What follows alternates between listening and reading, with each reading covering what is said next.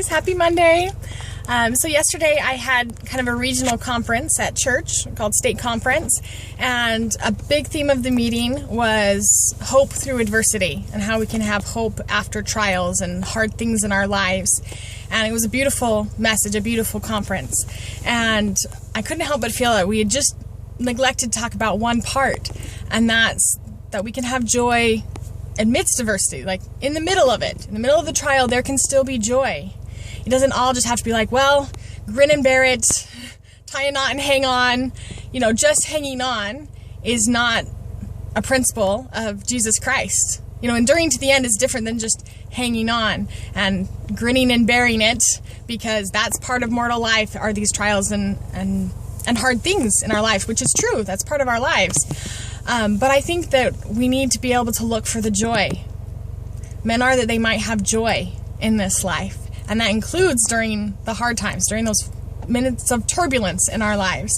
And the best way I've learned to find joy in those moments is that you actually kind of have to decide before those hard times come that you're going to look for the joy. I've been looking back at some of these messages that I've been sharing, and a common trend is that we get to decide. We have this power to choose things in our lives. And so often we give away that power. We make ourselves feel like victims, or just things happen to us. We are not objects to be acted upon. We are agents to act for ourselves. And we get to choose what we let come into our lives. Am I saying that we get to choose everything that comes into our life? Other people's choices affect us, of course.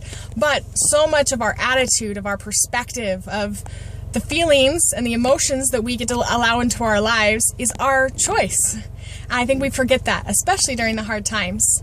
And so today my message would be to look for that joy, to decide before it comes, decide today that you're going to look for the joy, that you're going to feel joy, that instead of feeling like a trial or a hardship is like, okay, this is a punishment, or this is a hard learning experience that I guess I just have to go through.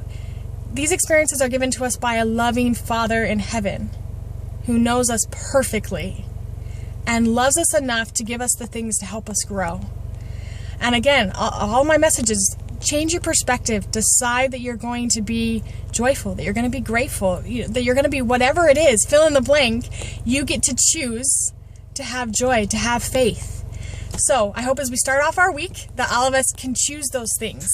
Whether you're excited about the week or not, whether you're excited about Monday or not, you get to choose how it's going to go. So have a great Monday, guys.